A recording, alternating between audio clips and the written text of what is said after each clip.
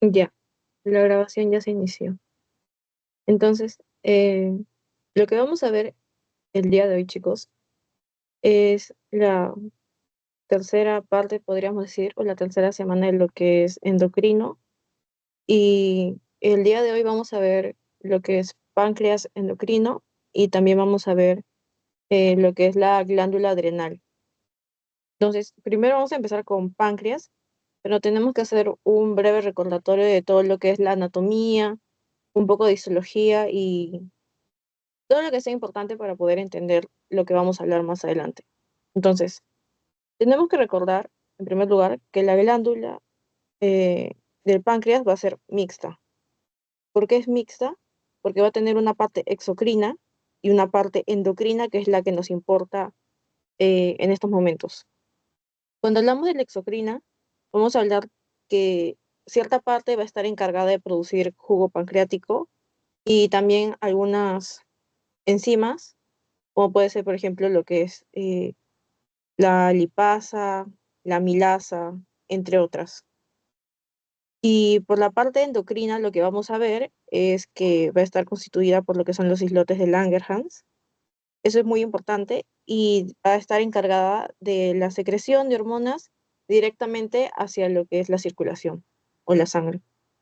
Entonces, eh, la localización de este páncreas va a ser básicamente detrás del estómago, como podemos ver la imagen de lo que es normal el páncreas in situ, en su lugar eh, adecuado, se podría decir, y que ese se extiende desde el duodeno hasta el vaso. Vamos a ver por la parte de lo que es la función exocrina, a lo que son los acinos, que secretan enzimas digestivas hacia los conductos interlobulares y finalmente al duodeno. Y en la función endocrina vamos a ver que está constituida por lo que son los islotes de Langerhans, que son más abundantes a nivel de lo que es la cola del páncreas. Y vamos a ver también que esto va a representar aproximadamente 1% del peso de todo lo que es el órgano, es decir, el páncreas. También es importante mencionar, chicos, en esta imagen que podemos ver lo que es en general la ubicación del páncreas y las zonas o partes que están cercanas a este. Por ejemplo, podemos ver lo que es la cabeza del páncreas y esta se encuentra, como ven, encajada en lo que es el duodeno. Esto vendría a ser el duodeno. Y también vamos a ver el cuerpo y la cola del páncreas. Estos van a estar proyectados hacia el lado izquierdo de nuestro cuerpo y van a estar en dirección hacia lo que es el vaso principalmente. También vamos a ver el conducto pancreático principal. Es esta, a ver, conducto pancreático principal, acá está, el conducto pancreático principal, que sería de Wilson básicamente, y va a recorrer lo que es toda la glándula y se une al conducto colédoco. Y cuando se une al conducto del colédoco, va a desembocar en la ampolla de váter, acá. Desemboca en la ampolla de váter y esto abre el duodeno hacia la papila duodenal mayor. No, acá está la ampolla de váter, disculpen. Y acá está luego lo que es la ampolla. Luego también vamos a ver este conducto pancreático accesorio que va a drenar de forma independiente más que nada. Entonces, es como una visión general de todo. Y ya hablando de lo que es los islotes de Langerhans, vamos a tener eh, esta parte de acá. Todo esto viene a ser el islote, lo que está señalado. Y también vamos a ver las células acinares con los acinos, que eran parte de la función exocrina, que son básicamente estos que están rodeando estos islotes. Recordando que hay una menor proporción de lo que son los islotes, y son como pequeños puntitos, se podría decir, en el cuerpo del páncreas y principalmente en la cola, como habíamos mencionado. Entonces, en estos islotes vamos a ver diferentes tipos de células, pero los que nos importan, los que van a ser principales, van a ser las células beta, que se van a encargar de secretar insulina, Acá están las células beta. Vemos que su proporción es de un 60-70% y en la imagen la vemos como de color moradito. Luego también tenemos lo que son las células alfa y estas van a ser las segundas que se encuentren en mayor proporción y se van a encargar de secretar glucagón. Son aproximadamente entre un 20 a 25% de las células que conforman el islote de Langerhans. Y en este caso vemos que son de un color verdecito. Y por último, las células delta van a ser las que se encuentren en menor proporción y van a ocupar de un 5 a 10% de este islote y van a ser las encargadas de secretar somatostatina. Y vemos que en la imagen son de un color, se podría decir como marroncito. Voy a subrayar esto, que es lo importante.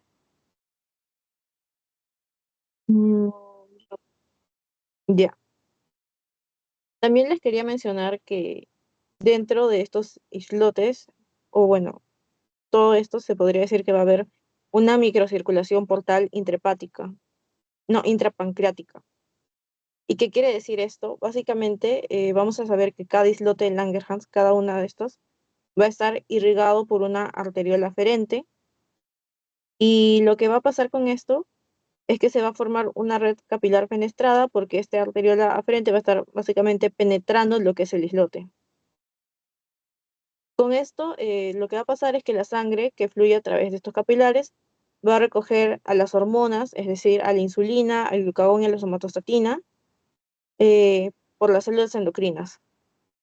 Además, va a haber cierto recorrido o un orden en este, empezando por lo que son las células beta, es decir, la insulina, y luego hacia las células alfa y delta, por lo que se podría decir que la insulina va a tener cierta acción o va a influir de alguna forma en lo que son el glucagón y la somatostatina. Ya. Eso sería lo más importante por la parte de este recuerdo de un poco de anatomía y también histología. Luego, respecto a la insulina, vamos a ver 4 puntos importantes. El primero es la síntesis, el segundo sería lo que es su liberación, el tercero vendría a ser su regulación y el cuarto, lo que es el receptor junto con el mecanismo de acción de esta insulina. En lo que es la síntesis, se puede decir que la insulina se va a producir en las células beta del páncreas, como ya vimos, y esto va a ser a partir de un gen localizado en el brazo corto del cromosoma 11. Entonces, ¿qué es lo que vamos a tener primero en esta secuencia de síntesis? En primer lugar, vamos a tener lo que es la preproinsulina, y este va a ser un péptido inicial a nivel del retículo endoplásmico rugoso. Lo que también vamos a tener luego de esta preproinsulina es la proinsulina, y esta proinsulina va a plegarse con puentes disulfuro a nivel del retículo endoplásmico rugoso también. Luego de esta proinsulina, lo que vamos a ver es que se va a generar una molécula de insulina y una molécula de péptido C. Además, esta generación de insulina y péptido C va a ser de forma equimolar, es decir, van a estar en las mismas cantidades y básicamente esto se forma en el aparato de Golgi por acción de enzimas proteolíticas y se almacena en gránulos de secreción. Entonces, es importante mencionar lo que es el péptido C porque para poder ver lo que es la secreción endógena de insulina, se usa mucho la medición de este péptido C plasmático. Entonces, a tenerlo en cuenta. Y luego vamos a ver lo que es el mecanismo de liberación. En este mecanismo de liberación les coloqué igualmente una imagen para que puedan guiarse de cómo es el proceso. Entonces, para interpretarlo de cierta forma, digamos que este cuadrado va a ser nuestra célula. Entonces, en primer lugar, tenemos que la glucosa va a ingresar hacia la célula. Por eso, si ven acá los números, este es como primer paso, segundo paso, tercer paso, para que puedan guiar, chicos. Entonces, nuestro primer paso, glucosa ingresa a la célula. Y esta es una célula beta y su ingreso es a través de lo que es el gluttoso. en este caso, a través del GLUT2. Y una vez que ha ingresado la glucosa, se va a metabolizar hacia lo que es el ATP, aumentando la relación ATP y ADP. Luego, cuando aumenta esta relación, lo que vamos a ver es que se cierran los canales de potasio sensibles a ATP. Esto básicamente. Se cierran los canales de potasio sensibles a ATP. Una vez que se cerraron estos canales, lo que va a pasar es la despolarización de la membrana. ¿Y qué es lo que hace esta despolarización de la membrana? Esta despolarización básicamente va a aperturar lo que son los canales de calcio dependientes de voltaje. Y al aperturar estos canales, lo que genera es una mayor entrada de calcio, por lo que acá vemos una mayor entrada de calcio hacia la célula y el aumento intracelular de este calcio lo que va a producir es igualmente la exocitosis, de lo que son los gránulos de insulina que habíamos mencionado, que es cómo se almacenan, y estos van a ser, digamos, dirigidos hacia lo que es la sangre. Esto ya sería los gránulos ingresando a la sangre. Entonces, esta liberación o secreción, como prefiera mencionarlo, va a tener dos fases. La primera es la fase rápida, donde vamos a ver una liberación de insulina preformada, y esta va a ser durante aproximadamente 10 minutos, mientras que luego vamos a ver lo que es la fase tardía, y en este caso vamos a ver la síntesis y liberación sostenida. Básicamente nos es muy importante esta doble respuesta en la liberación de la insulina porque sirve para mantener la homeostasis postprandial de la glucemia. Luego, respecto a lo que es la regulación, vamos a ver que hay ciertos factores, se podría decir, que estimulan como inhiben esta secreción o liberación de la insulina. Entre estos vamos a ver que los que estimulan van a ser la glucosa, los aminoácidos, en este caso sería la arginina y la leucina, también pueden ser los ácidos grasos, las incretinas, que también hablaremos de ella más adelante, siendo GLP-1 y GIP, y también la acetilcolina. Y entre los factores que van a ser inhibitorios de esta secreción vamos a tener a la somatostatina y a las catecolaminas, que son alfa-2 arenérgicas. Ahora sí, sobre lo que era el receptor, en el caso del receptor íbamos a ver que la insulina se va a unir al receptor tirosina, quinasa de membrana, y este va a tener dos unidades alfa y dos unidades beta. Las unidades alfa van a ser extracelulares y las beta van a ser citoplasmáticas. Entonces, la activación va a provocar básicamente una autofosforilación y activación de sustratos eh, de los receptores de insulina, activando la vía de PI3K y AKT. Entonces, cuando se activa esta vía, vamos a ver los siguientes efectos. Vamos a ver la translocación de GLUT4 hacia la membrana, la síntesis de glucógeno, proteínas y triglicéridos, y también vamos a ver la inhibición de la glucogénesis y la lipólisis. Entonces, ¿cuál sería el efecto global, básicamente, de este mecanismo de acción? Veríamos que se reduce la glucemia porque se favorece lo que es el almacenamiento de la glucosa y también de aminoácidos y lípidos. Y todo se resume en que reduce la glucemia. Pero, ¿qué es lo que pasa cuando hay una exposición prolongada a niveles altos de insulina?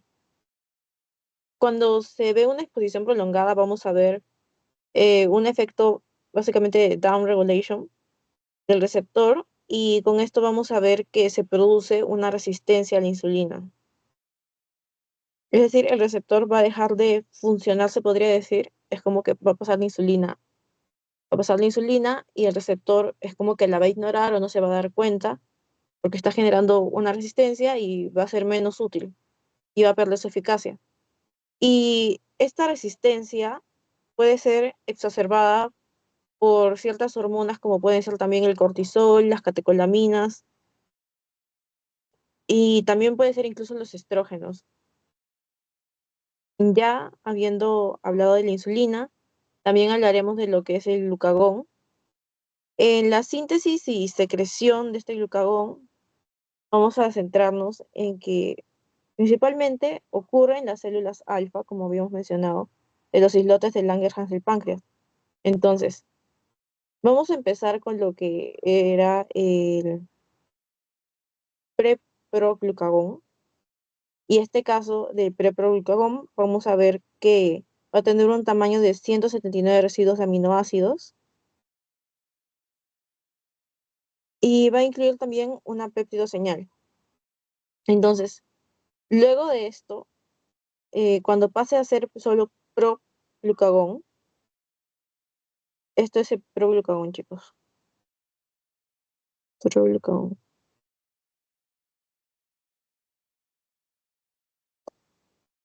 Igualmente a nivel de las células alfa pancreáticas, cuando veamos este proglucagón, vamos a ver que está compuesto por lo que son los polipéptidos relacionados con la glicentina, el glucagón, GLP-1 y GLP-2.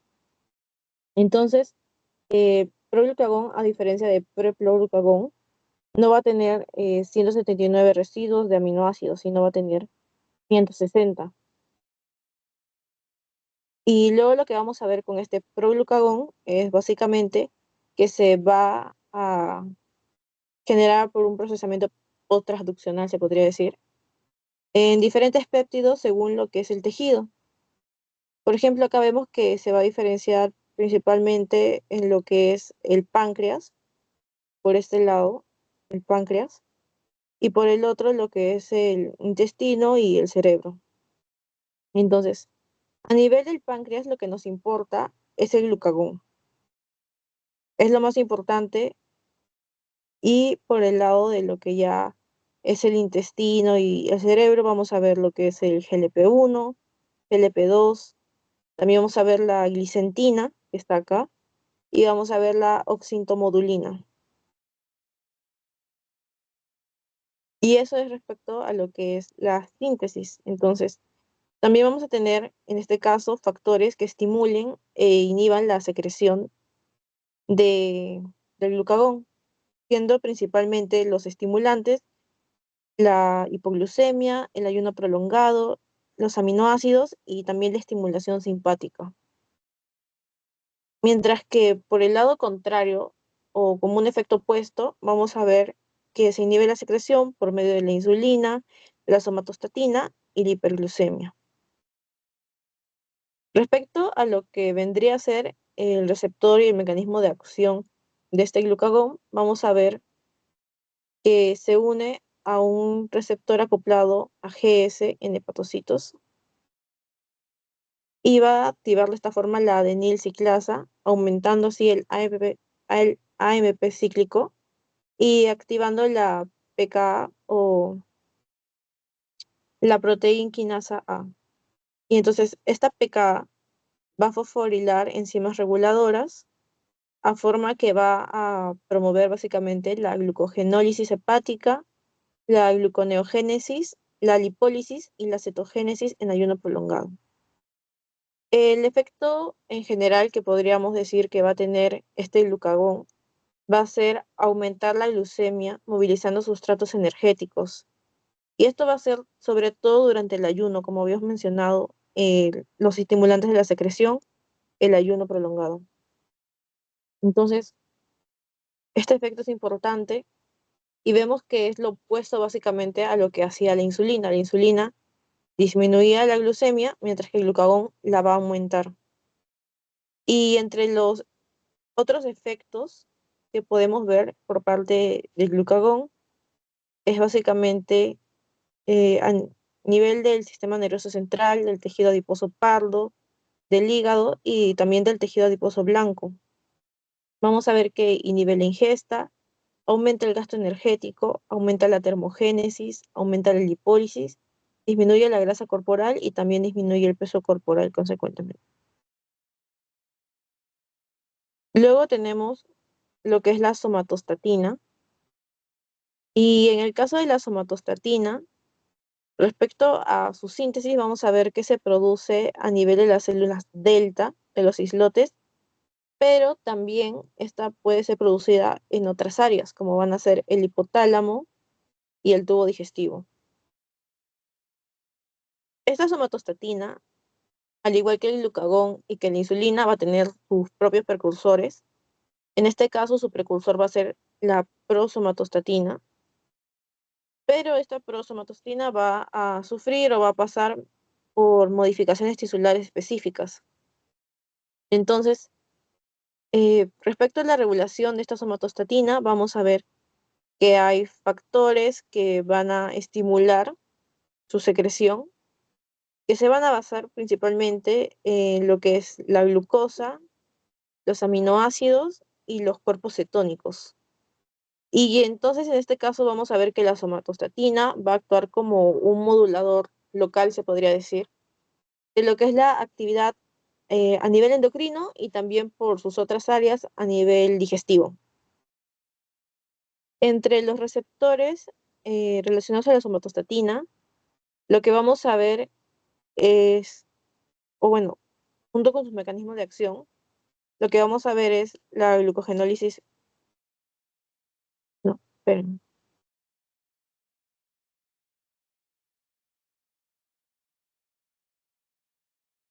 No, chicos, acá me confundí. Lo que vamos a ver en el caso de la somatostatina es diferente a lo que está acá. Las funciones van a ser, voy a borrar esto.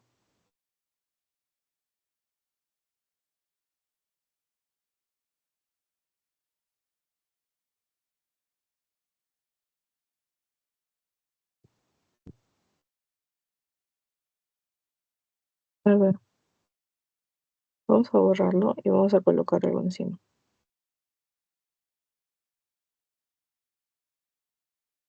Ya, en este caso lo que vamos a tener es, en el caso de la somatostatina, y vamos a ver la secreción de insulina y glucagón inhibida, es decir,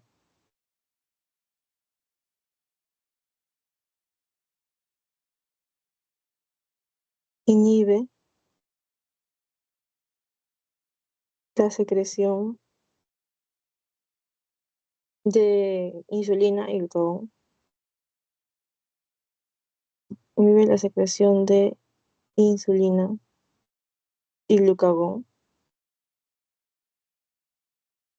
También íbamos a ver, entre otras funciones, íbamos a ver lo que es la reducción de la motilidad gástrica, reduce la motilidad gástrica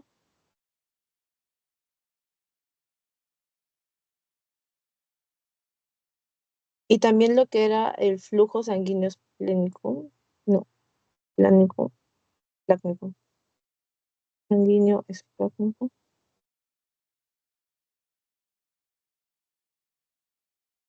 Plácnico.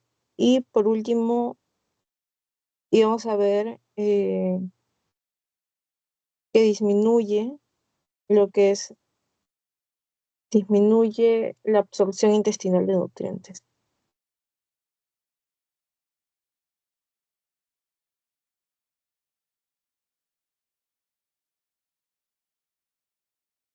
Ya chicos, disculpen, ahora sí. Lo que íbamos a ver cuando se une a su receptor y en el mecanismo de acción eran estas tres cosas: la inhibición de la secreción de insulina y glucagón, la reducción de la motilidad gástrica y el flujo sanguíneo esplácnico, y la disminución de la absorción intestinal de nutrientes.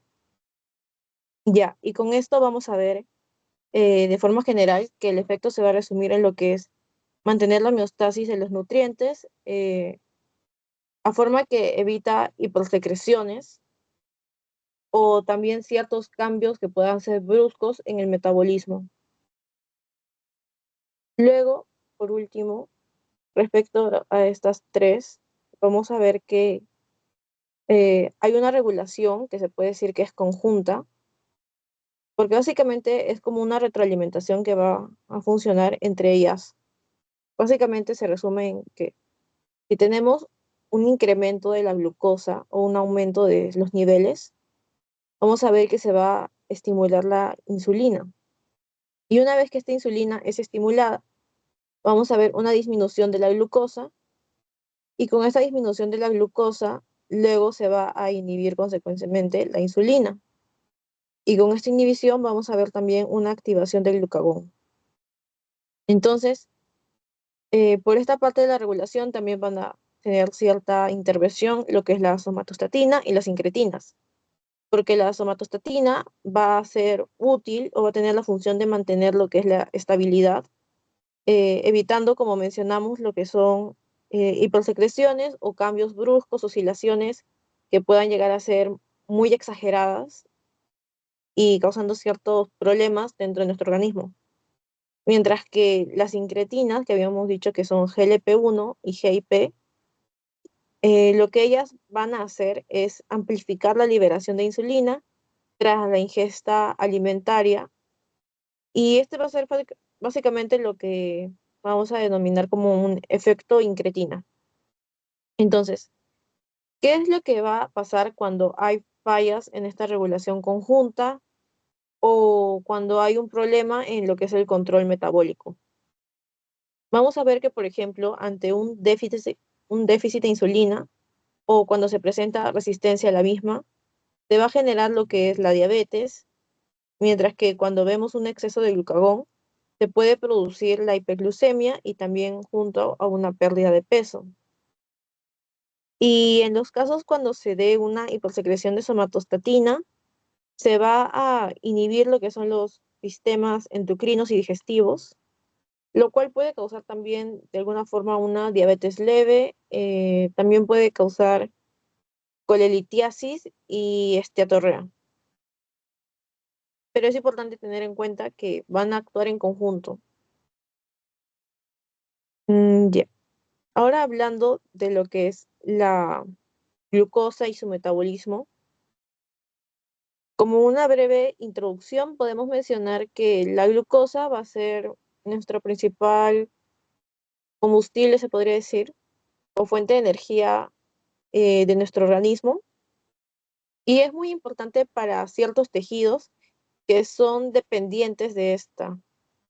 Por ejemplo, los más importantes o más resaltantes que siempre se tienen en cuenta van a ser lo que son el cerebro y los eritrocitos. Estos van a ser los principales tejidos dependientes de la glucosa para poder funcionar. Es decir, si recordamos un poco de bioquímica, hay otras vías por las cuales se puede dar, por ejemplo, lo que es la gluconeogénesis, o también otras vías para obtener energía, por ejemplo, con los cuerpos cetónicos, que ya esos son casos de ayuno prolongado, pero estas otras vías no son tan efectivas como recibir la glucosa como tal por parte de nuestro organismo con la ingesta de los alimentos.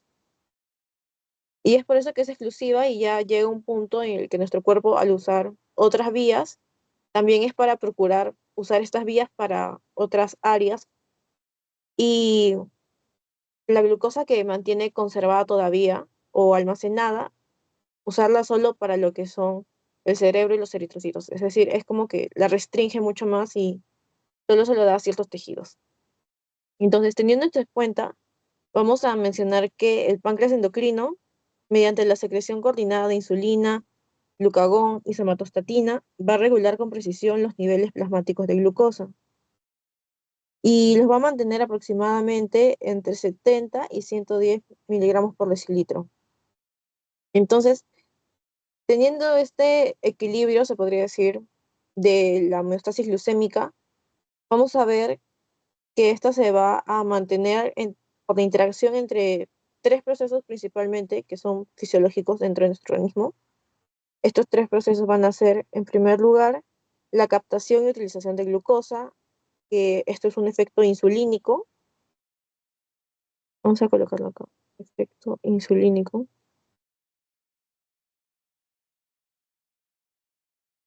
insulínico. Luego tenemos la producción de endógena de glucosa, que esto viene a ser ya, si recuerdan, lo que es la gluconeogénesis y la glucogenólisis.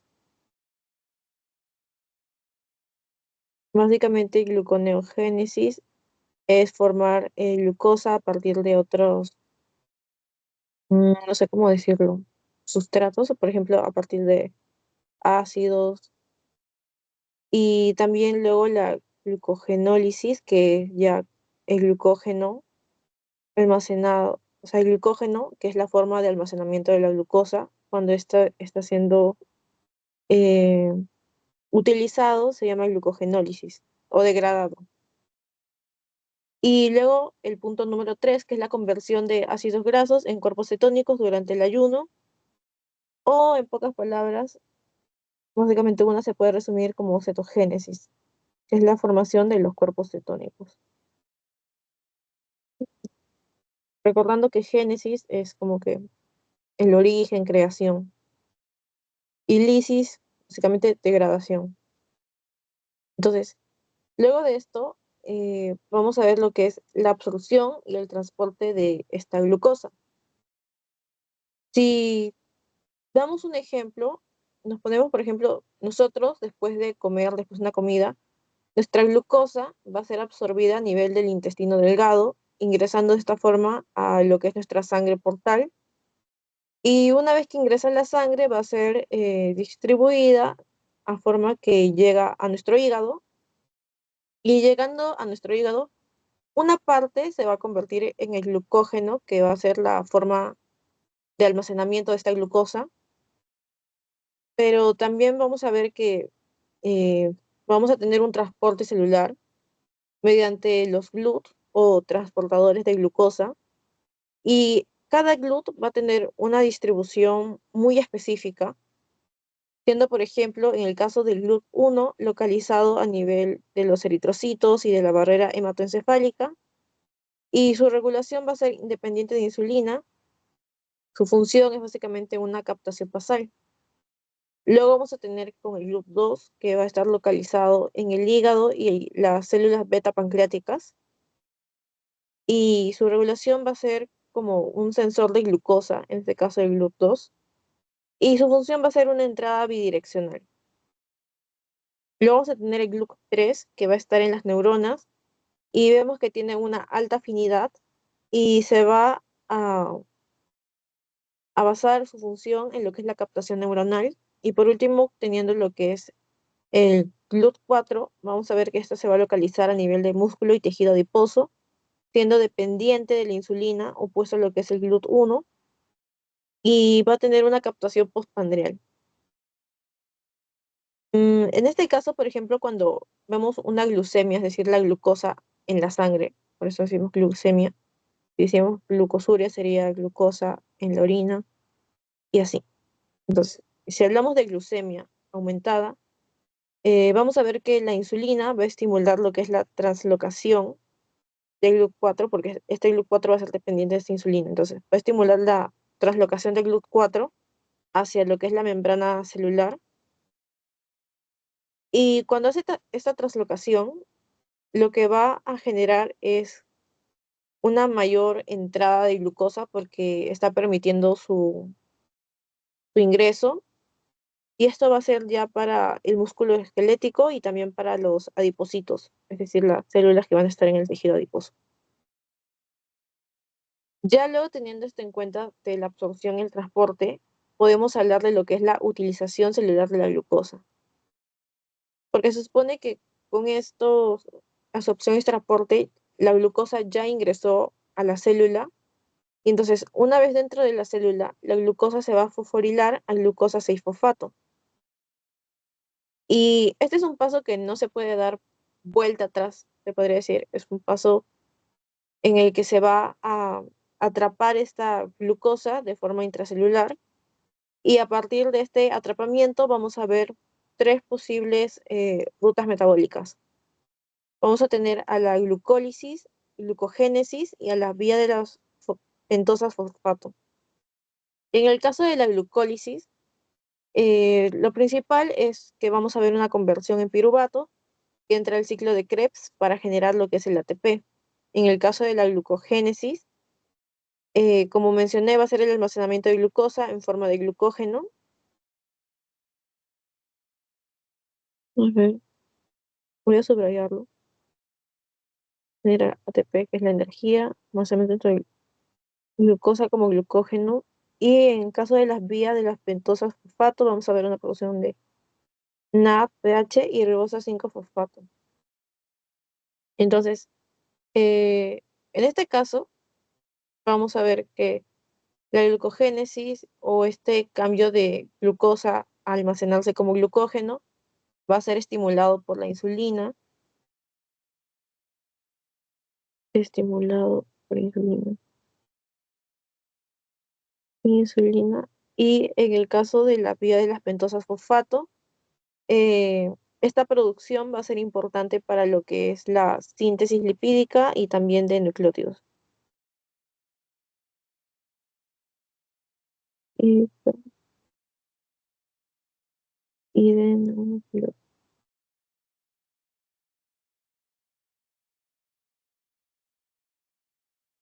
También a mencionar que en el caso de la insulina, o el efecto que esta va a tener también es básicamente favorecer lo que son las vías anabólicas e inhibir las vías catabólicas. Las vías anabólicas son las que se encargan de la síntesis, mientras que las vías catabólicas son las que se encargan de lo que ya es la degradación.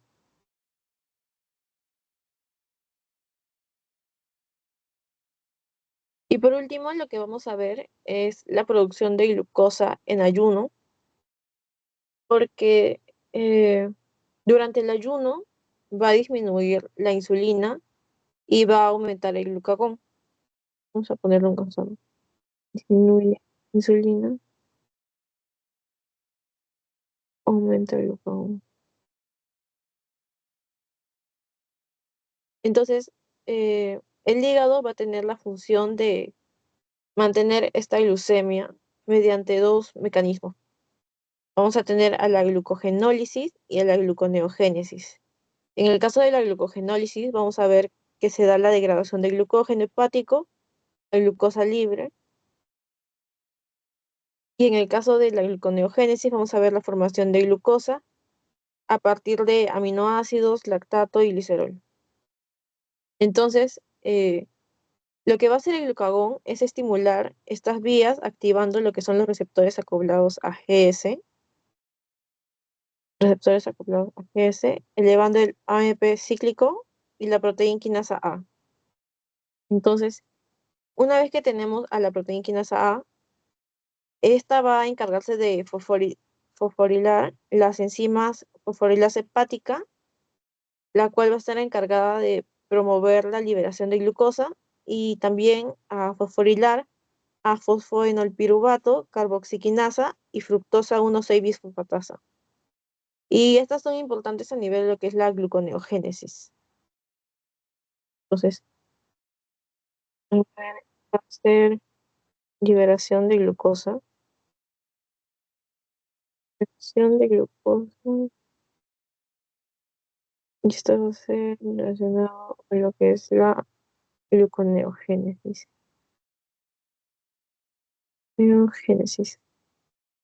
Ya, chicos.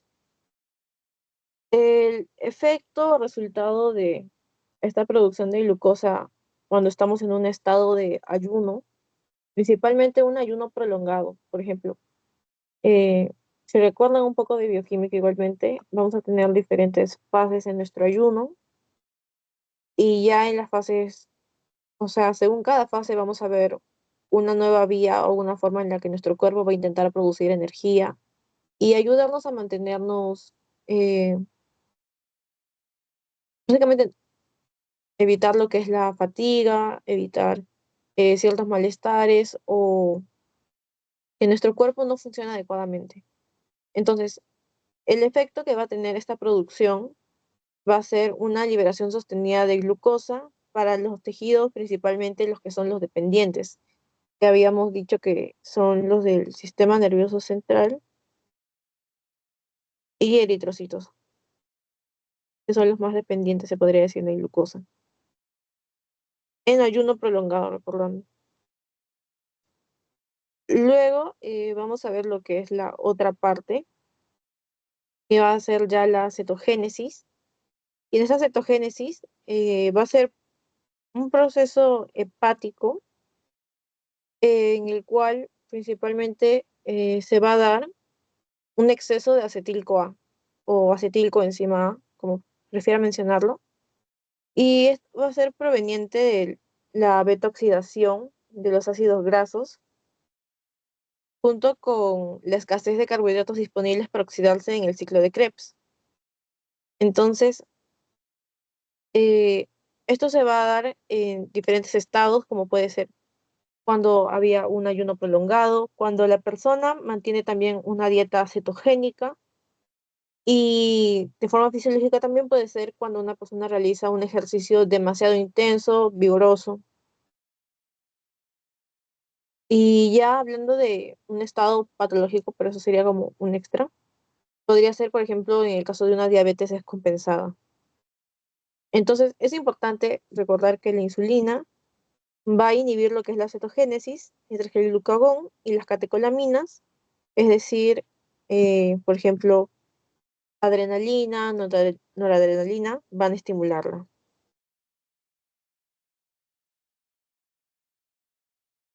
Es importante también esto, exceso de...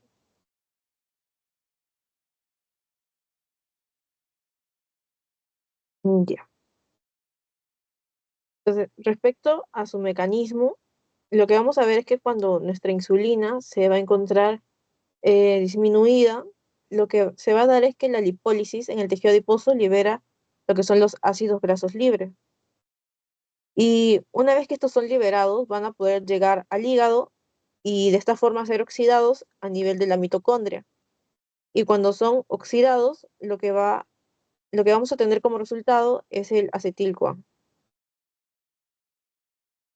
Y entonces, tenemos acá una opción, básicamente, que es el ciclo de Krebs, pero básicamente los cuerpos cetónicos se van a dar cuando este ciclo de Krebs va a estar más limitado, se podría decir, o no puede realizar su función adecuadamente, principalmente por la falta de lo que sería el oxalacetato, que va a ser utilizado en la gluconeogénesis.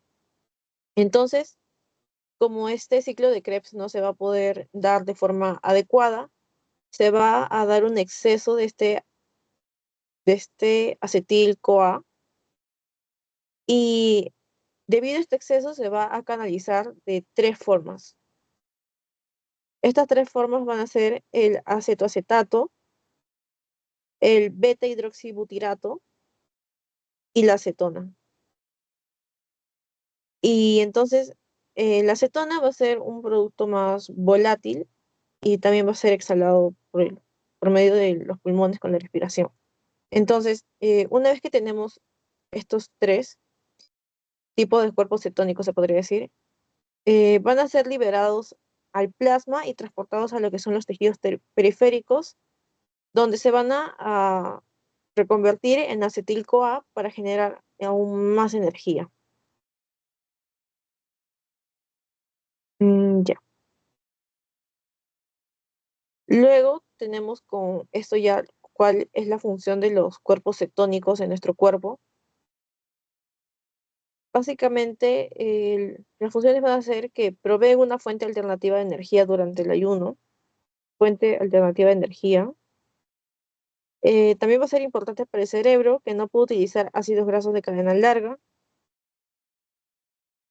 Y también va a disminuir la degradación proteica al ofrecer energía no derivada de aminoácidos. Eh, pero es importante también recordar que este exceso de cuerpos cetónicos no es bueno, porque no es lo que sería lo normal, digamos. Lo normal es usar nuestra glucosa como fuente de energía, pero entonces cuando excedemos la cantidad de cuerpos cetónicos que pueden haber en nuestro cuerpo de forma normal, incluso a veces se puede ya encontrar en la orina cuando es demasiada, lo que podríamos ver es una acidosis metabólica, como dice acá abajo. Un exceso puede generar acidosis metabólica, es decir, si vemos un pH menor a 7,35, por ejemplo, puede ser 7,2. Y en este caso, esta acidosis metabólica sería muy característica en casos de pacientes diabéticos que tienden a hacer una acidosis debido a este exceso de cuerpos cetónicos, y eso se llamaría lo que sería la cetoacidosis diabética. Pero también vamos a ver que nuestra insulina va a tener un efecto anticetogénico, es decir, que va a ser contraria a la formación de estos cuerpos cetónicos. ¿Y cómo es que esta insulina actúa como una hormona anticetogénica? Es porque básicamente va a inhibir lo que son los pasos iniciales o principales que van a favorecer la formación de estos cuerpos cetónicos. Lo que va a hacer la insulina es disminuir la liberación de ácidos grasos del tejido adiposo, reduce la entrada de ácidos grasos libres al hígado, inhibe la beta-oxidación al aumentar el malonil coenzima A y favorece la utilización de ácidos grasos libres en el ciclo de Krebs y la síntesis de triglicéridos. Eh, Luego vamos a ver lo que había mencionado, lo de las incretinas, y junto con su efecto incretina, también su síntesis y sus mecanismos. En el caso del efecto incretina, este va a ser un fenómeno, se podría decir, que se va a dar por la ingesta oral de glucosa, la cual va a inducir lo que es una mayor secreción de insulina que la que se daría mediante la administración intravenosa en una cantidad que sea equivalente. Es decir, como que digamos te doy 5 de glucosa oral y te administro 5 de forma endovenosa, pero igualmente solo cuando la tomas de forma oral va a presentarse una mayor secreción de insulina. Es decir, no importa la cantidad que te dé, por más que sea equivalente, eh, de forma oral se va a producir más secreción de insulina. Entonces, esto es debido a lo que son las incretinas, porque se va a dar un aumento postprandial de la secreción de la insulina debido a estas hormonas intestinales que actúan de manera glucosa dependiente sobre las células beta pancreáticas. Y entre las dos principales incretinas dentro de los humanos que vamos a ver son GLP-1 y GIP. Básicamente, ambas incretinas van a tener un rol en lo que es la regulación metabólica postprandial, es decir, después de la ingesta de alimentos, facilitando así la comunicación entre lo que son el intestino junto con el páncreas. Si no me equivoco, esta relación se llamaba eje entero-insular. Sería algo que podrían averiguar si quieres saber un poquito más al respecto o si es que se los mencionan en su teo. Respecto a lo que es eh, el mecanismo de acción de estas incretinas, vamos a tener 5 pasos, o así es como lo dividí para que se entienda un poco más fácilmente, porque tanto GLP-1 como el GIP van a tener el mismo mecanismo de acción y ambos van a actuar sobre lo que es GS, actúan sobre GS, mm, pero no GS como tal, sino a los receptores acoplados a estas proteínas. Entonces, sería sobre GPCRS como tal. Mm, Ya, sobre esto. Y estos receptores van a estar ubicados en lo que es eh, las células beta pancreáticas, como he mencionado. Ubicación, células beta pancreáticas. Ya. Los pasos que vamos a ver dentro de lo que ya sería la vía intracelular es básicamente, en primer lugar, la unión de la incretina a su receptor, eh, dando la activación de la adenilciclasa, Luego vamos a ver un aumento del AEP cíclico intracelular. También vamos a ver la activación de la proteína quinasa A y de EPAC2. ¿Pero qué es EPAC2?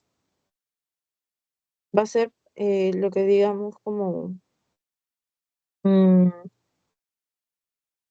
proteína y proteína, intercambio activado por AMP cíclico. Ya, la opción. O EPAC2. De forma más simple es recordar como EPAC2.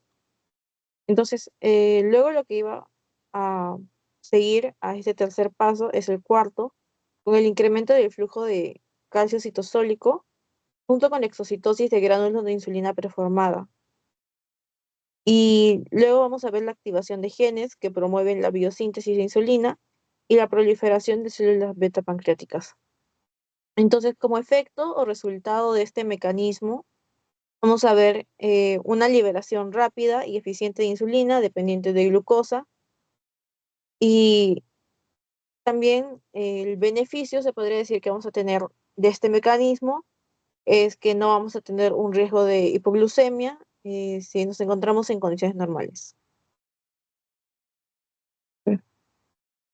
Liberación rápida y eficiente. Acá les tengo lo que es un cuadro entre la comparación, se podría decir, de GLP-1 y GIP, pero más que la comparación es como para poner los datos de cada uno. Y en el caso del GLP-1, lo que vamos a ver es que va a derivar del gen proglucagón, lo habíamos mencionado, el proglucagón, compartido con el glucagón pancreático, pero es procesado de forma distinta en las células L del ilion y colon. Ilion y colon. También vamos a ver que su secreción se va a activar de forma inmediata después de la ingestión de alimentos ricos en carbohidratos, proteínas y lípidos, y que puede ser estimulada por señales nerviosas, es decir, por ejemplo, señales vagales por medio del nervio vago y también por la distensión intestinal. También es importante mencionar que el GLP-1 se va a liberar en dos formas que van a ser activas. Tiene una que va desde el aminoácido 7 al 37 y tiene otra que va del aminoácido 7 al 36 con un extremo amino. Y estos van a ser degradados por lo que es la DPP4 o dipeptidilpeptidasa 4.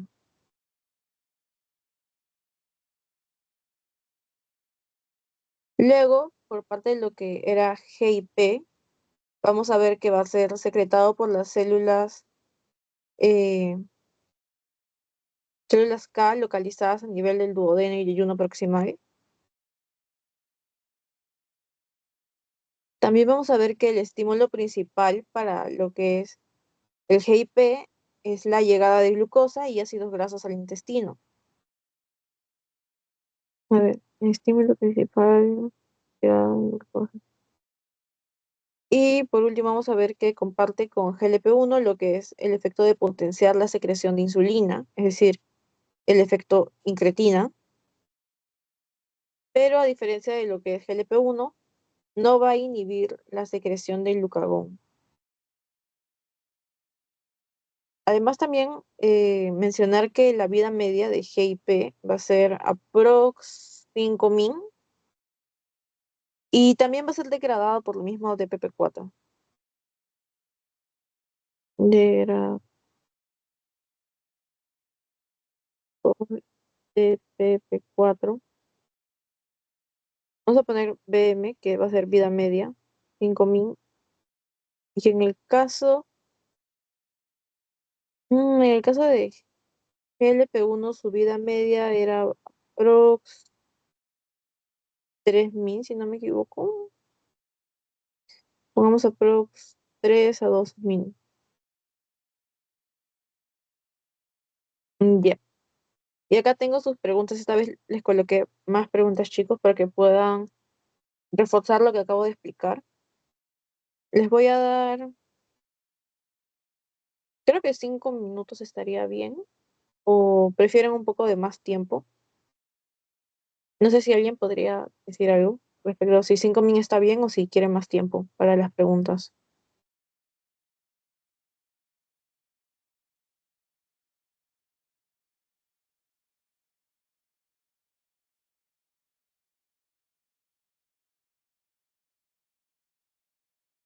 Son 8 preguntas en total. Ya, chicos, les voy a dar 5 minutos y cada uno va a participar con 2 preguntas. Entonces, igual intenten resolverlas todas, pero igual ya saben que luego de los 5 minutos regresamos y tienen que alzar la mano y en el orden que la levanten va a ser su participación para la elección de las 2 preguntas. Mm, ya, los 5 minutos empiezan desde ahora, chicos.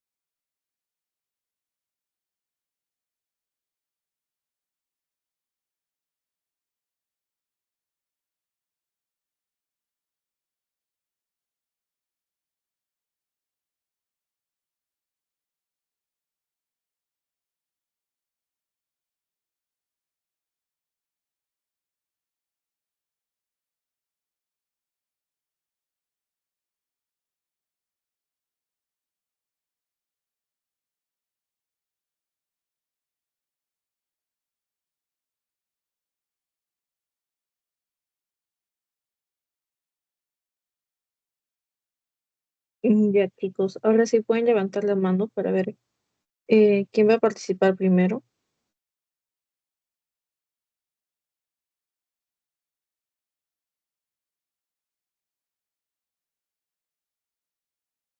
Ya, a ver, primero levantó la mano mía. Sí, la pregunta 2 de qué transportador permite el ingreso de la glucosa a las células beta del páncreas serían Ya, los glutos. claro, habíamos mencionado en glucos que actuaban a nivel de las beta pancreáticas y también que eran importantes, claro, en lo que es como sensor de glucemia. Ya, ahora levantó Giovanni.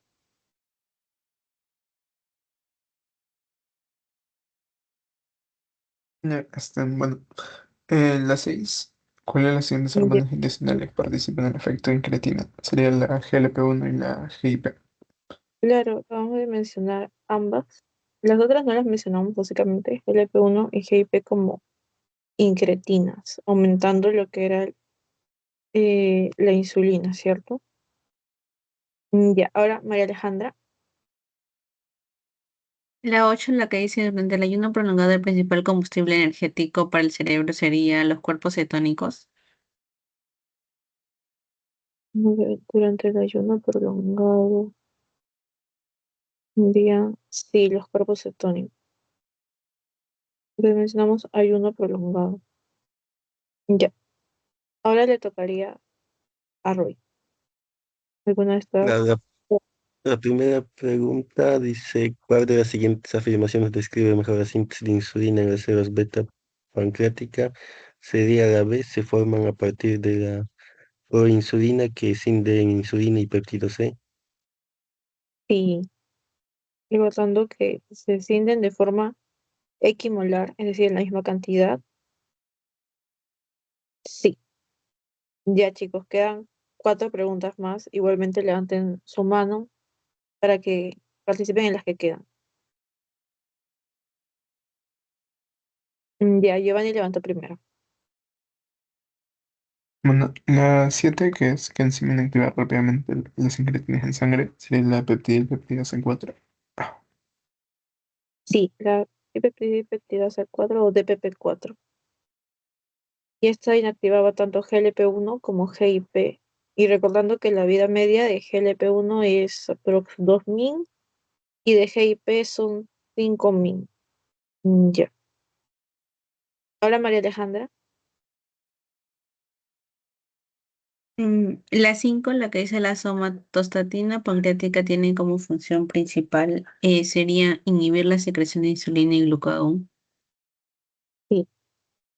Nivel de secreción. Correcto. Ya. Queda la 3 y la 4 para mí y para Roy. ¿Quién va a participar, chicos? Roy, ¿puedes empezar tú?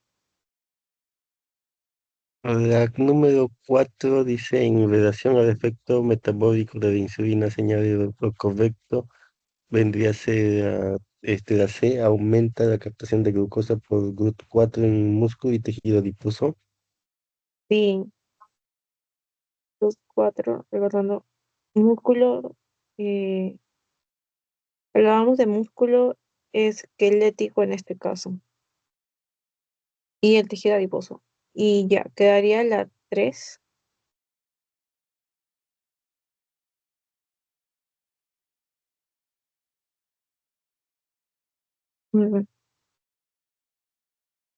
La 3, a ver, creo que mía tuvo que retirar un momento.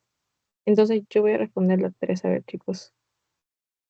La 3 sería, dice, la secreción de insulina inducida por glucosa depende de apertura de canales de potasio sensibles ATP.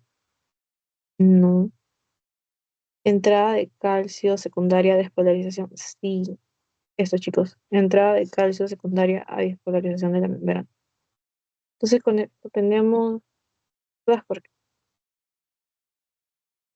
Chicos, hasta este momento, ¿han entendido todo o tienen alguna duda sobre alguna parte para poder repetirlo antes de seguir? Porque luego de esto vamos a empezar con lo que ya era páncreas. ¿Me pueden reaccionar o decirme como que todo claro para poder continuar, chicos?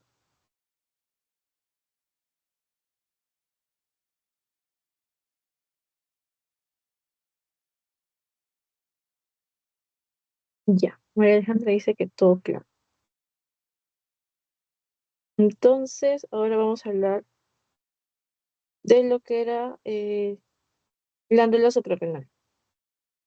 Igualmente les hice una primera diapositiva a modo de recordatorio de lo que es un poco de la anatomía de la glándula suprarrenal, o también si quieren decirle glándula adrenal, es lo mismo.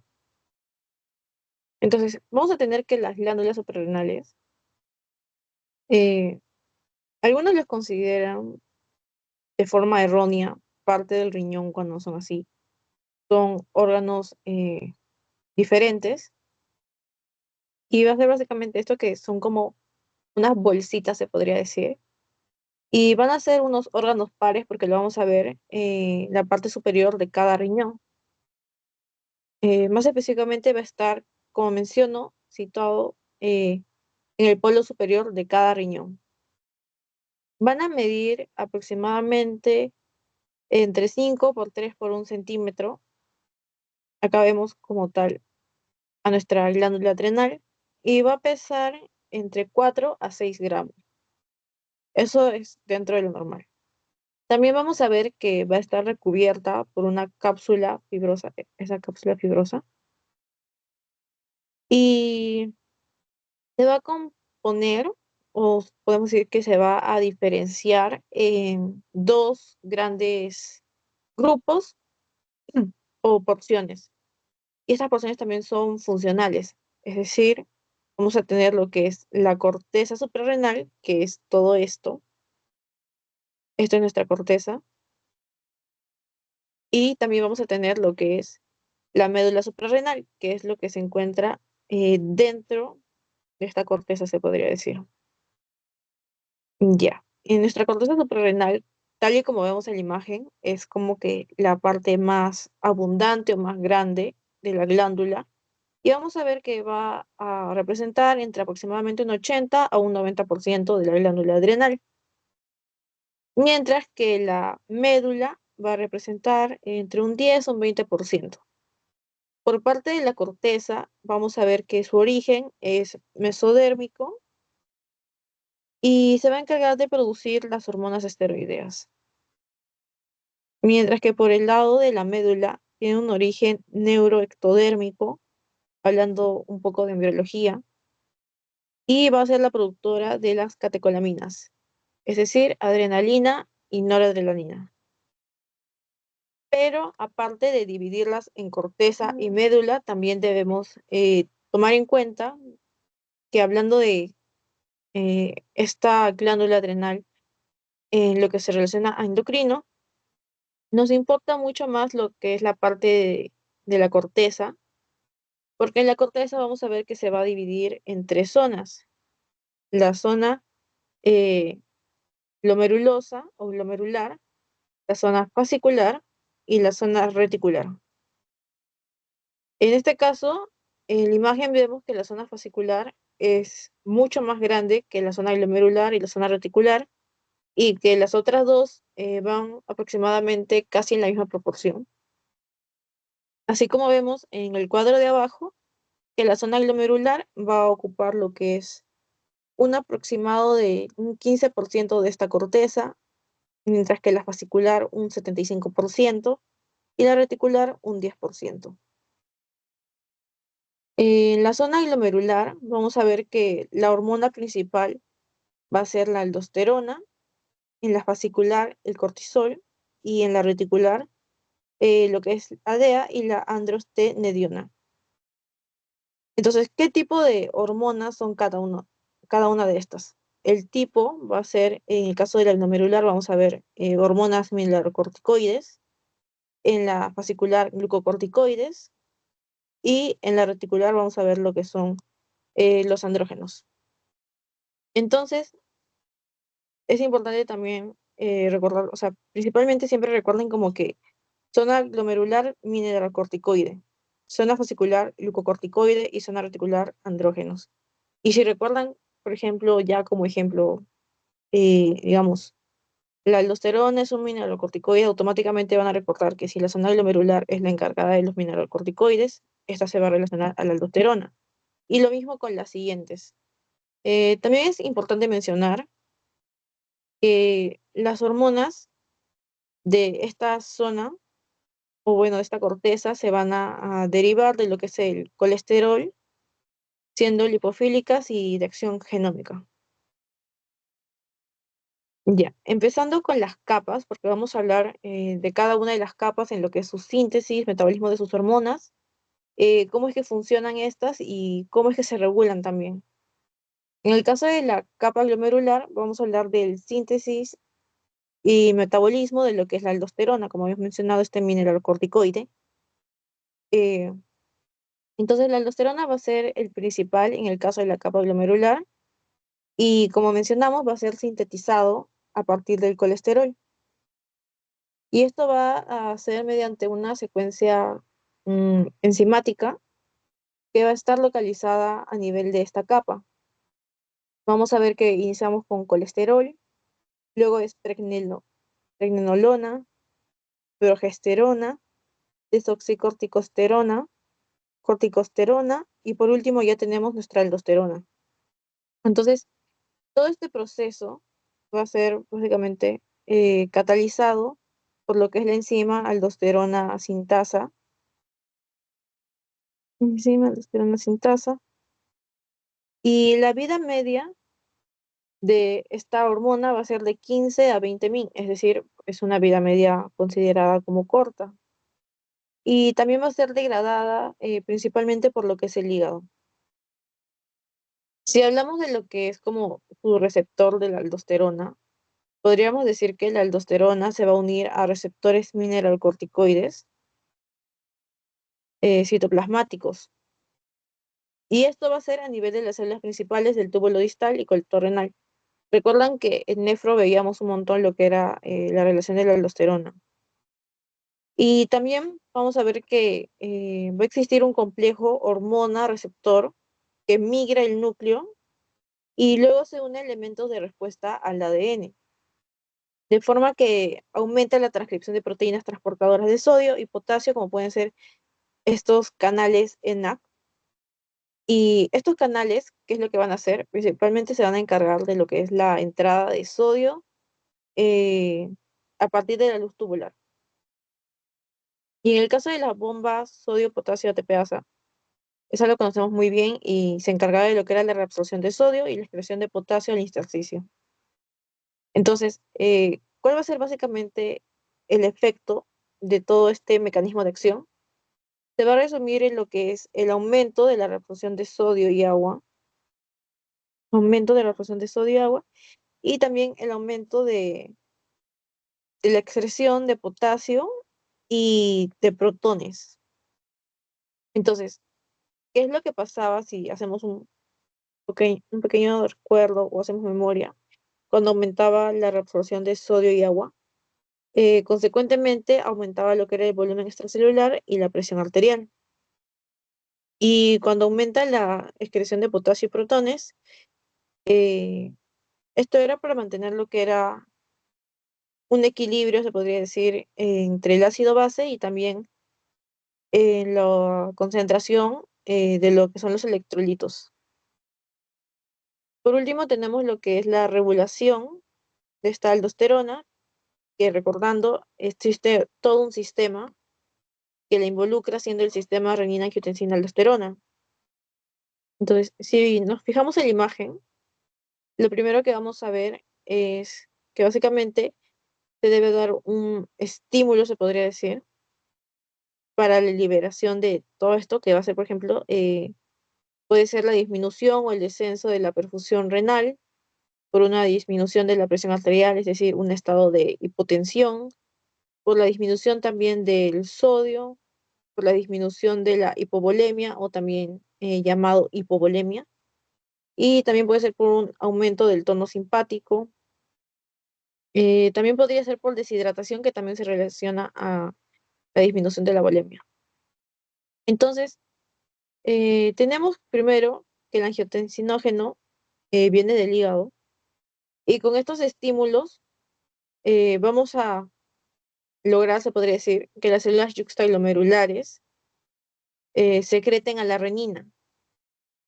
Una vez que tenemos esta renina, esta va a convertir el angiotensinógeno en angiotensina 1. Y una vez que tenemos esta angiotensina 1, la ECA va a actuar a forma que va a transformar esta angiotensina 1 en angiotensina 2. Y también recordemos que esta ECA es producida a nivel de lo que es el endotelio pulmonar, es decir, los pulmones. Y una vez que teníamos esta angiotensina 2, esta iba a actuar sobre los receptores AT1, por eso dice AT1R, iba a actuar sobre estos receptores, y lo que íbamos a ver es diferentes efectos, pero el que nos importa en esta ocasión es el de la aldosterona. Pero a mencionar los otros es que era a nivel de la neurohipófisis, la secreción de ADH, aumentando la reabsorción de agua y del volumen sanguíneo, y a nivel de lo que era los vasos sanguíneos, generaba una vasoconstricción, es decir, disminuía el diámetro de estos vasos sanguíneos. Ya, ahora sí, a nivel de la glándula suprarrenal, y acá en la misma imagen nos menciona específicamente la corteza en la zona glomerular, producía lo que era la aldosterona, y los efectos que teníamos con esta aldosterona eran la reabsorción de sodio y agua, también que regula la excreción de potasio y el incremento del volumen sanguíneo. Es decir, todo esto para combatir la hipovolemia.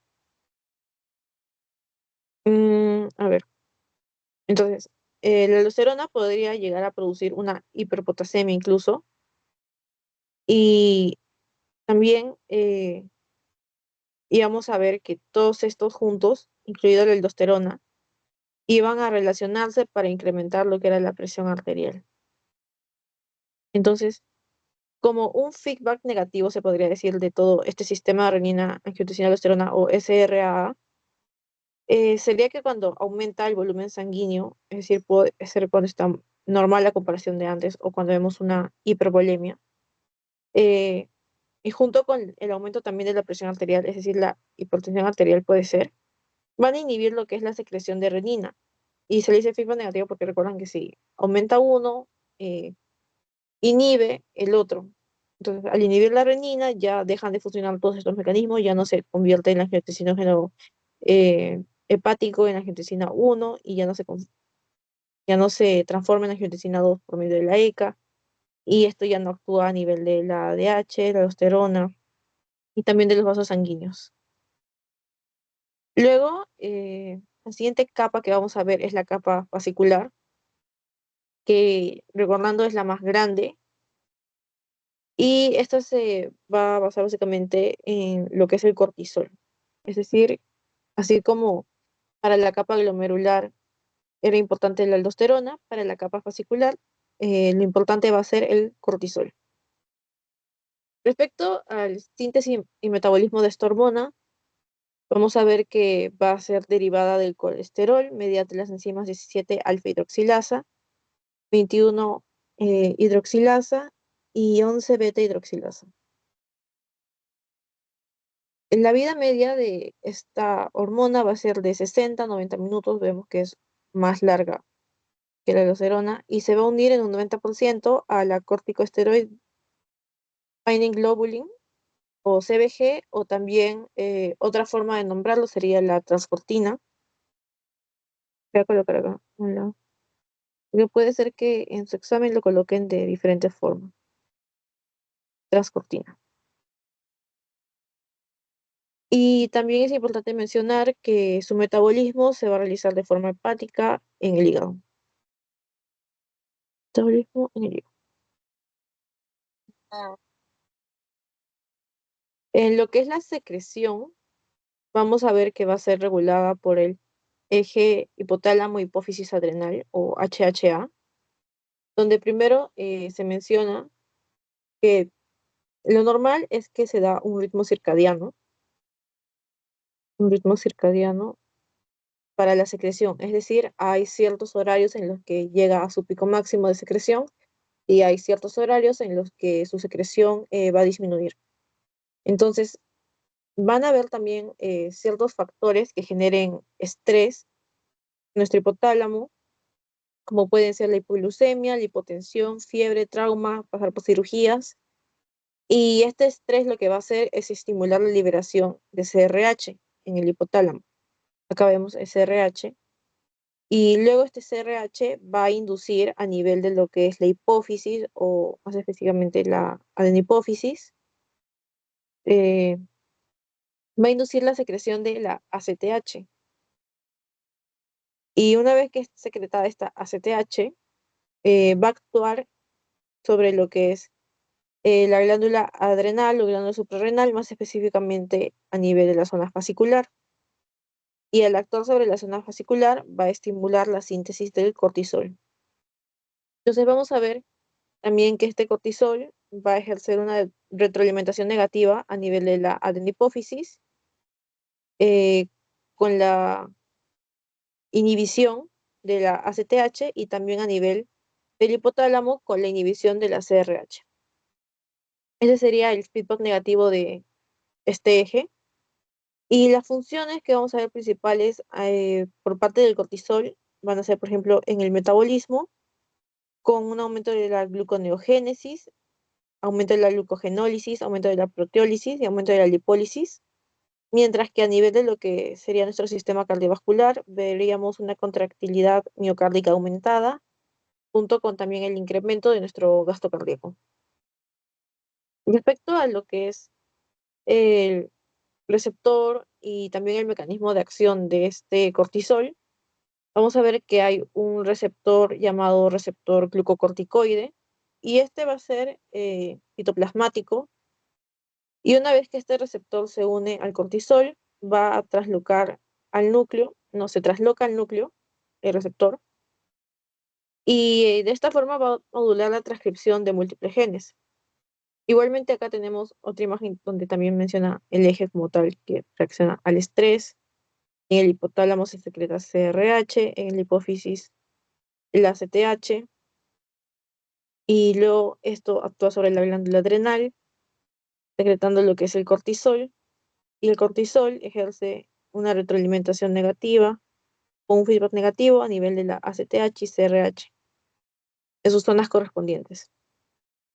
Y el cortisol también va a tener ciertos efectos o funciones, como habíamos visto acá al lado. Por ejemplo, a nivel de lo que es nuestro sistema inmune, se puede decir que tiene un efecto antiinflamatorio e inmunosupresor. Principalmente es por eso que eh, no sé si lo tienen en cuenta ahora, pero en lo que es fármaco ya hay ciertos medicamentos que se basan en estos glucocorticoides, pero son otros. Y esto va a ser debido a la disminución de la síntesis de citocinas y también de las prostaglandinas. Luego lo que vamos a ver también es que puede afectar lo que es la inflamación, por lo mismo del efecto antiinflamatorio, puede relacionarse al estrés oxidativo. Eh, Respecto a lo que es el sobrepeso y obesidad, esto se puede dar por problemas en el metabolismo, se podría decir una alteración porque incrementa la lipólisis a nivel de las extremidades y también genera lo que es una redistribución, se podría decir, de lo que es la grasa central, es decir, vamos a ver una grasa o una persona con sobrepeso o obesidad, pero que su grasa no va a ser distribuida de forma equivalente en todo el cuerpo, y no vamos a ver que es predominante en lo que es todo su tórax y también su abdomen. También acá mencionan que puede relacionarse o afectar a la salud mental. Y en respecto a lo que es el metabolismo, aparte de lo que mencionamos de los lípidos, también podía actuar sobre las proteínas y los carbohidratos. En los carbohidratos va a tener un efecto hiperglucemiante por la disminución de la captación de la glucosa periférica, y en el caso de las proteínas sí vamos a ver que también disminuye la síntesis proteica, con lo cual se da una atrofia muscular y también puede haber fragilidad a nivel cutáneo. Ya. Por último está lo que vendría a ser nuestra capa reticular. No, chicos, me olvidé mencionar algo. De esto del ritmo circadiano, les había dicho que había un pico, ¿cierto? Ya. El pico máximo es entre las 6 y 8 a.m. aproximadamente, y se da un descenso progresivo, como mencionan, porque durante el día el valor más bajo va a ser alrededor de las 4 p.m. y también hay un aumento que es nocturno, que va a ser entre las 2 y 3 a.m. Cuando entramos en la fase del sueño REM.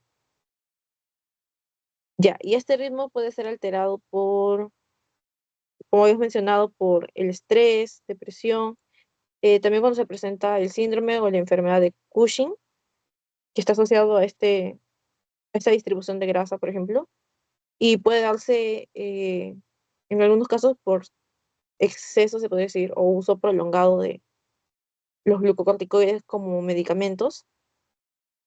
Y también puede ser alterado este ritmo por, ay, claro, principalmente alteraciones de sueño, es decir, por ejemplo, insomnio. Ya, ahora sí, la capa reticular. En este caso, lo que es el síntesis y metabolismo, básicamente va a ser que nuestra capa reticular va a producir lo que son los andrógenos, pero estos andrógenos son andrógenos débiles. Y entonces, entre los andrógenos débiles que va a producir esta capa, vamos a tener a lo que es la DEA, y también vamos a tener lo que es la androstenediona. El caso de la DEA es un nombre muy largo, es de hidroepiandrosterona. Sí. Y básicamente, estas dos van a ser derivados de la 17-hidroxipregnenolona, lo que vemos acá. Se derivan de esta ambos. Y en el caso de lo que es la DEA, esta DEA puede ser sulfa- sulfateada, se puede decir, o puede sulfatearse a lo que es DAS, es decir, ya sulfatada. Y una forma eh, en la que se presenta esta DEA, al ser DAS o DEA sulfatada, es ya una forma más estable. Poner esto más estable. Esta es una forma más estable. Y esta en este caso es sintetizada por, sí, sí, es sintetizada por SULT 2A1. Ya, ahora sí. A ver, ¿qué nos mencionan también? Ah, sí, nos menciona que respecto a esta DEA y androstenediona, vamos a ver a nivel de los tejidos periféricos que ambos van a convertirse en testosterona, o puede ser también en estrona, por acción de la aromatasa. Por ejemplo, acá está la testosterona. Y respecto a lo que es el receptor y el mecanismo de acción, en este caso de estos andrógenos débiles, es básicamente que van a actuar sobre receptores nucleares de andrógenos, con lo cual vamos a ver un desarrollo de caracteres sexuales secundarios. Estos serían, por ejemplo, cuando se produce el vello axilar o también vello púbico, el mantenimiento de la libido. Vamos a ver también un estímulo anabólico sobre proteínas y masa muscular. Y en el caso de las mujeres, vamos a ver que va a ser la principal fuente de andrógenos después de pasar por la menopausia. Ya. Ahora sí vamos a hablar de lo que era el eje hipotálamo hipófisis adrenal, o de la adenohipófisis. Básicamente, este eje, como ya lo habíamos mencionado en la primera clase, va a ser uno de los sistemas de control más importantes de nuestro organismo, porque va a estar encargado de regular lo que es la respuesta al estrés, también mantener una homeostasis metabólica de lo que son carbohidratos, lípidos, proteínas. También va a tener cierta función inmunológica y también va a tener unos efectos que pueden ser a nivel cardiovascular. Entonces, lo que vemos en este caso es que hay todo un circuito como en todos los ejes y vamos a tener tres niveles de regulación. El primer nivel, ya habíamos mencionado que es a nivel hipotálamo, que tras un estresor se secreta la CRH o la hormona liberadora de corticotropina. Luego esta va a estimular a la adenohipófisis para que secrete la ACTH y esta ACTH va a estimular a nuestra glándula adrenal, más específicamente nuestra corteza suprarrenal fascicular, no, corteza suprarrenal reticular, no, chicos, me estoy confundiendo. Va a estimular a la corteza de forma general, ya sea la fascicular, reticular o la glomerular, cualquiera de las tres. Y cuando vamos a ver esta estimulación de la corteza, se va a producir lo que es el cortisol y también los andrógenos. Principalmente hablando de lo que es la corteza fascicular y reticular, ¿cierto? Y si fuera la glomerular sería la aldosterona. Mm, ya. Y con el receptor de la CBG, veíamos que actúa inhibiendo el sistema inmune, inhibe el crecimiento, inhibe la reproducción, altera el comportamiento también e incrementa la glucosa en la sangre. Decíamos que era hiperglucemiante. Entonces, si hablamos del primer nivel, que es a nivel del hipotálamo, junto con la hormona liberadora de corticotropina, vamos a ver que esta hormona es un péptido de 41 aminoácidos y va a ser sintetizado a nivel de los núcleos paraventriculares del hipotálamo. Núcleos paraventriculares del hipotálamo. Y se va a liberar hacia la circulación portal hipofisaria, porque veíamos que hay una circulación para que llegue a todo lo que es la adenohipófisis. Y de esta forma va a alcanzar lo que son las células corticótropas de la adenohipófisis y una vez que las alcanza, se va a estimular la síntesis y secreción de ACTH. Entonces, entre los estímulos, se puede decir, o factores que aportan en la liberación de estas CRH, lo que veríamos sería el estrés físico o emocional con la activación en el caso del emocional, el sistema límbico. También cuando la persona se encuentra en hipoglucemia o presenta fiebre o ha tenido algún trauma, incluso cirugías recientes. También podemos ver que va a estar afectado lo que es el ritmo circadiano y este va a ser estimulante de la liberación. Y respecto al ritmo circadiano, el principal, se podría decir, o sensor en este caso, o el que va a regular este ritmo, va a ser el encargado del núcleo supraquiasmático del hipotálamo. Y también respecto a la liberación, vamos a ver que se puede estimular por las citocinas proinflamatorias, especialmente interleucina 1, interleucina 6 y factor de necrosis tumoral alfa. Respecto a los estímulos que llevan a la inhibición de las DRH, vamos a tener una retroalimentación negativa del cortisol plasmático, recordando que luego el cortisol va a inhibir a nivel del hipotálamo y de la adenopófisis, tanto la CRH como la ACTH, y también por acción directa del GABA y del factor natriurético auricular sobre lo que es el hipotálamo. En este caso, este es más importante. No sirve.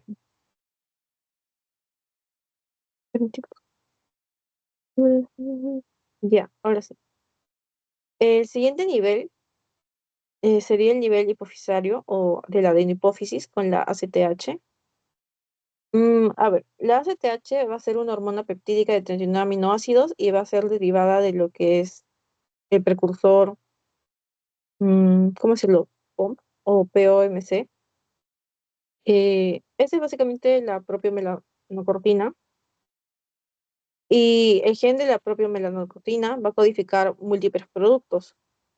Por ejemplo, va a codificar lo que es la ACTH, las beta endorfinas, la beta lipotropina y también la melanocitoestimulante, la alfa melanocitoestimulante. En este caso, mm, esta codificación de estos productos puede llegar a explicar ciertas patologías donde hay, por ejemplo, una hiperpigmentación. No sé si han visto tal vez alguna vez a una persona con Addison o si han escuchado de este síndrome, de esta patología, que es que las personas que tienen Addison, básicamente su piel se oscurece un montón, se pigmenta demasiado y es como que una parte muy característica. Entonces, básicamente, eso. Respecto a lo que es ya el mecanismo de acción, vamos a ver que la ACTH va a actuar sobre los receptores de melanocortina tipo 2 o MC2R. Y entonces, una vez que actúan sobre estos receptores que van a estar ubicados en la zona tanto fascicular como reticular, vamos a poner fascicular y reticular, lo que vamos a ver es que el receptor va a estar acoplado a una proteína GS. Esta proteína GS va a activar a la adenilciclasa, que consecuentemente, como ya sabemos el mecanismo, va a incrementar los niveles de AMP cíclico y va a activar a la proteína quinasa A, de forma que va a estimular la esteroidogénesis, básicamente con la síntesis del cortisol y luego también la síntesis de los andrógenos de forma consecuente. Entre los efectos directos que vamos a ver que le van a corresponder a esta ACTH, van a ser que va a estimular la captación de colesterol y la expresión de STAR, o puede ser proteína reguladora o proteína de regulación esteroidogénica aguda. También de forma que va a facilitar la entrada del colesterol a nivel de la mitocondria. También va a activar las enzimas que son desmolasa y 11-beta hidroxilasa. Activa desmolasa y 11-beta hidroxilasa y va a estimular lo que es la hipertrofia de la zona fascicular y reticular en casos de exposición crónica es esto. O sea, no es que siempre la ACTH va a estimular la hipertrofia, sino cuando hay una exposición crónica a esta ACTH sí van a verse esto.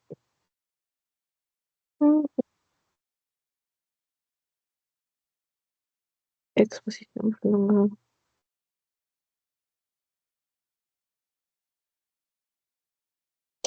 También mencionar que estas enzimas son importantes para la síntesis de cortisol. Síntesis de cortisol.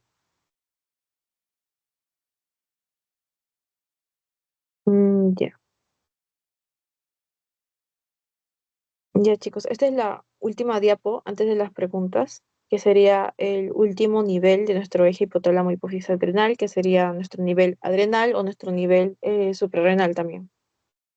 Y en ese nivel lo que vamos a ver es el cortisol, donde básicamente el cortisol, como ya sabemos, es el principal glucocorticoide en los humanos y va a ser importante para la regulación del metabolismo de carbohidratos, proteínas, lípidos, así como para la respuesta inflamatoria, inmune, cardiovascular, entre otras. Entonces, si hablamos de su secreción a forma fisiológica, es decir, cuando una persona está sana o no hay ninguna alteración dentro de su organismo, la tasa basal va a ser de aproximadamente entre 10 a 20 miligramos por día y en el caso de su pico máximo, en base a su ritmo circadiano, va a ser entre 6 y 8 m, como hemos mencionado. También es importante mencionar que este ritmo circadiano se va a ajustar al ciclo de luz-oscuridad y también al sueño de la persona. Es decir, no todos tenemos el mismo ritmo circadiano porque hay personas, por ejemplo, que trabajan de noche y están despiertas por lo mismo en la noche y duermen durante la mañana o las tardes. Y en esta persona se va a ver un poco alterado su ritmo. Igualmente las personas que eh, tienen insomnio y no pueden conciliar el sueño de forma fácil, tienen otros horarios para dormir mayormente. Y también es importante mencionar que cuando nos encontramos en un estado de estrés, la secreción del cortisol va a poder variar y va a ser incluso hasta 10 veces más sobre el valor basal que debería ser.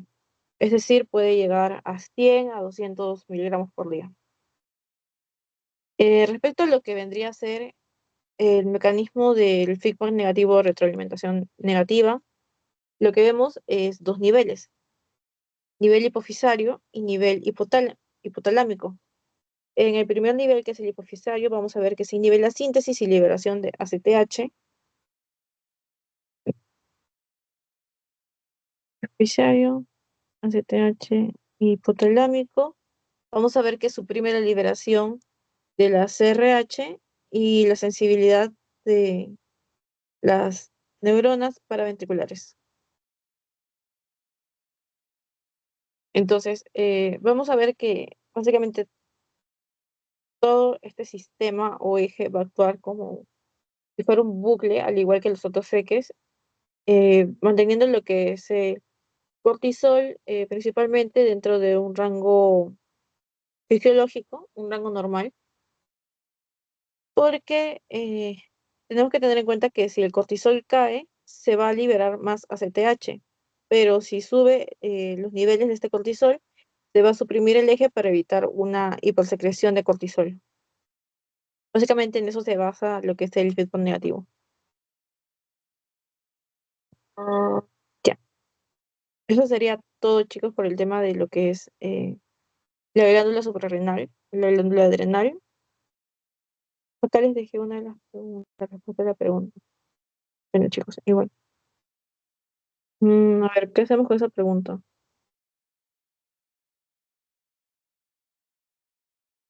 A ver, dice... Bueno, eso estaba fácil. Ahora que lo ve, está fácil. Pero les dejé acá la pregunta, entonces serán 7 preguntas, entonces en este caso.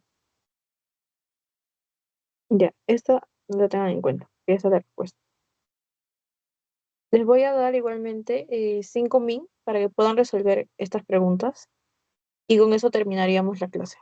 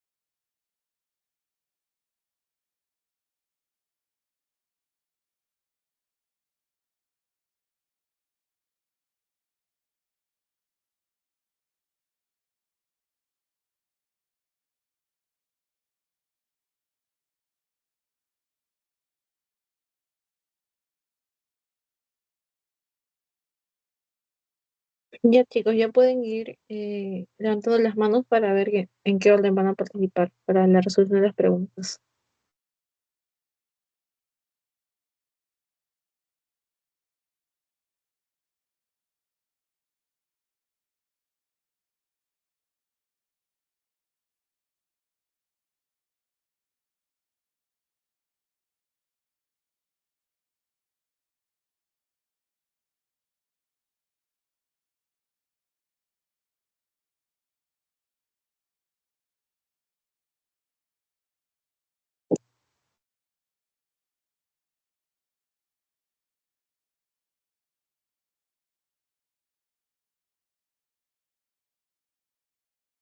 Ya ahora sí.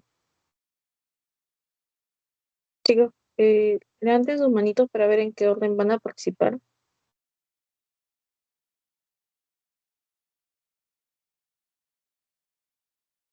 Mm, Ya,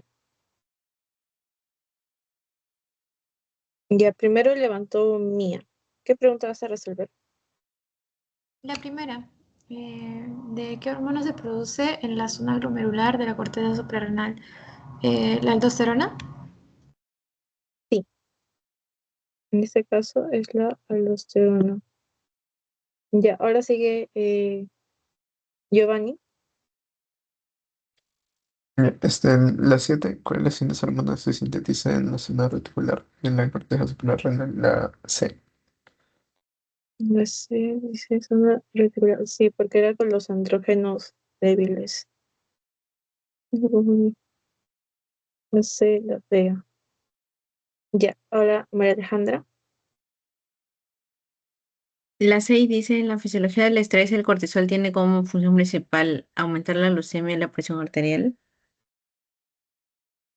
A ver, la leucemia y la... Sí, la leucemia y la presión arterial. Las otras no pueden ser tampoco. Ya, ahora le tocaría a Roy.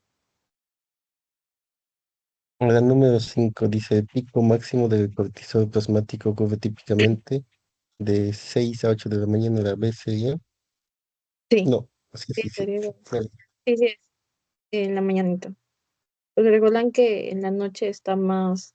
o sea, es progresivo. Está como que aumentado y luego va disminuyendo durante el día y luego en la noche vuelve a aumentar. Ya, entonces quedarían... a ver, quedan 3 preguntas, chicos. Vuelvan a levantar la mano para ver en qué orden van a resolver las que quedan.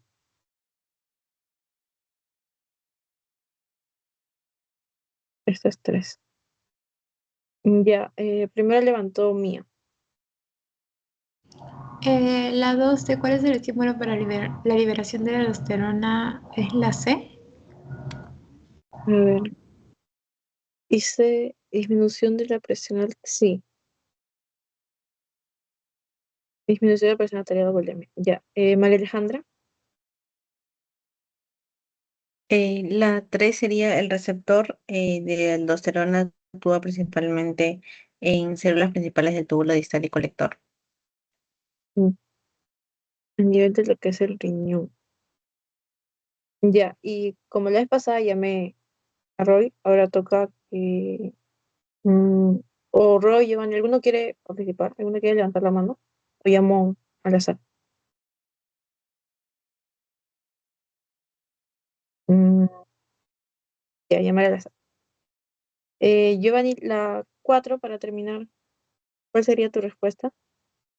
Cortisol. A ver, ¿cuál de las siguientes monos y cortisol? Ya. Bueno, la última no le pregunté porque dejé la respuesta sin querer, pero básicamente en el eje hipotálamo hipófisis adrenal, la retroalimentación negativa del cortisol o el feedback negativo habíamos visto que actúa a nivel del hipotálamo y de la adenohipófisis para lo que era la CRH y la ACTH. Bueno, chicos, eso sería todo. Ay, no, no sale toda la Biblia que había colocado, no sé por qué. Pero también usé más libros como es el Borón. También a veces para poder explicarle cosas extra veo un poco de lo que es el Harrison, pero eso ya son libros de medicina interna. Entonces, no es tan importante que revisen. recuerden revisar su Gaiton porque les están pidiendo que lo lean. Y si quieren entender algo de forma un poco más simple, lo que es el Costanzo. Chicos, voy a detener la grabación. A ver.